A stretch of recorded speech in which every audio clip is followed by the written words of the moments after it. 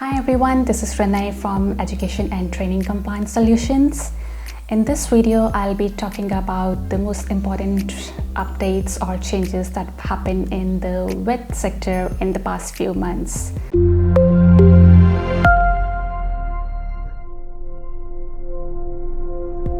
Now, some of you would already be across all those changes, I'm sure, but for those who still haven't got the chance to read through all those, I've got most of those changes covered in this video, and in the video description there will also be links to all this information, the updates, so you can go to the original source, their website, and read the full information in detail there.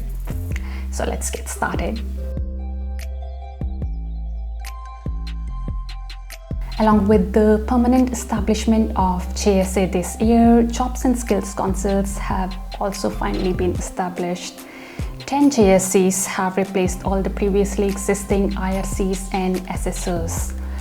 All but 2 training packages are covered under these 10 JSCs, and these 2 training packages are TA and Foundation Skills.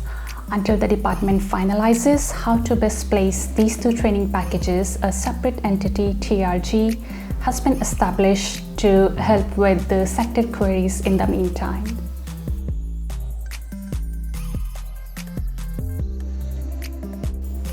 One of the initial changes to be implemented across the entire WIT sector was amendment to the fit and proper person requirements.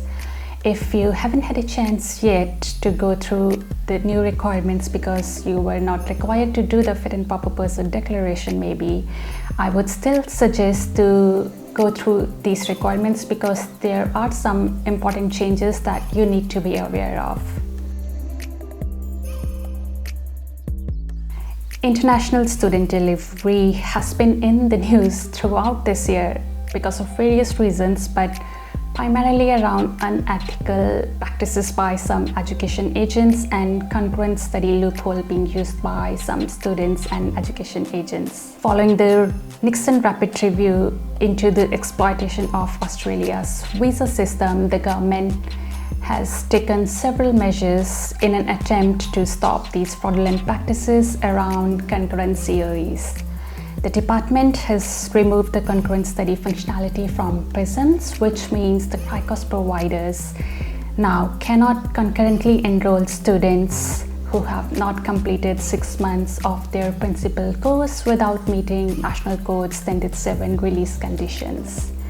One of the another measures implemented at the same time was government increasing the minimum requirements for funds for international students by 17% in order to get their student visas. Also, following an inquiry into Australia's tourism and international education sector, the Joint Committee has released an interim report with 29 recommendations. Again, if you still haven't got the chance yet, it's a good read with thought-provoking and some, I would say, bold recommendations, so do give it a read. There were some other announcements as well that were made as part of these measures, and these include establishing a new integrity unit within the regulator that will have more broader powers to ensure and monitor provider compliance, establishing a monitoring framework and developing systemic risk indicators that will have focus on student attendance and agent performance data. The ban on onshore education agent commission for student transfers between the providers, and suspending high-risk cricos providers from recruiting international students, along with preventing the cross-ownership of businesses by education agencies and education providers. These were just announcements, and we'll have more information on their implementation in the coming months. As a part of employment white paper, the government also announced that it will soon be working on establishing the National Skills Passport. This passport will be developed in consultation with tertiary education providers, so we'll hear more on this early next year, I suppose. The National Skills Agreement was also signed off last month in October. It's a 13 billion 12.6 billion to be exact agreement for funding agreement for the wet sector, determining both federal as well as state funding over the next 5 years, and it's set to commence on 1st of January next year, with some funding allocated to address improvement in the regulation of wet qualification. So hopefully we'll see some more work around wet qualification reforms next year. So far in the wet qualification reforms, sometime between late 2022 and early 2023, the department consulted with the sector on the proposed wet qualification model.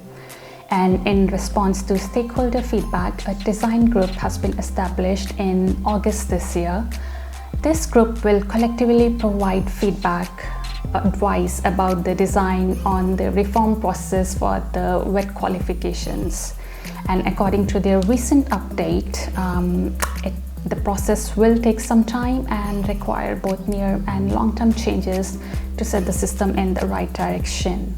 And it is anticipated that all JSCs and JSA will work very closely with the group to set the scene right for the new approach towards the proposed wet qualifications model.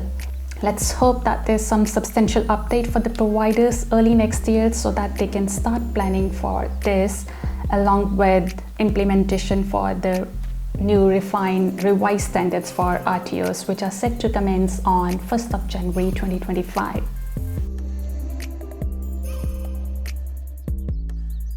Following the consultation and feedback on the first draft of standards for RTOs, another revised draft of standards was released by TABOR last month, that is in October, in preparation for the piloting.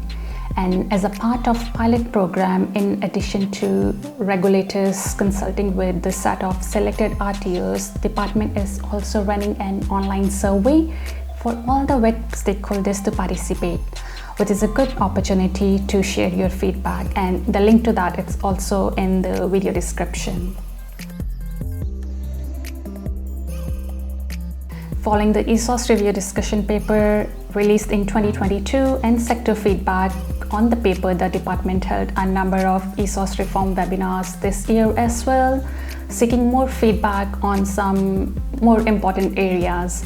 And the anticipation is that the upcoming changes as part of ESOS reform may involve amendments to student agreements with the providers, English language requirements to be set high from what they currently are, and additional protection requirements for the under 18 students, increase in the proportion of allowable online training delivery for the onshore students, potentially to 50%, still maintaining the 20 contact hours per week requirement, and changes around education agents like we've discussed before, and also some other changes which are anticipated as a result of proposed considerations following the recent migration review.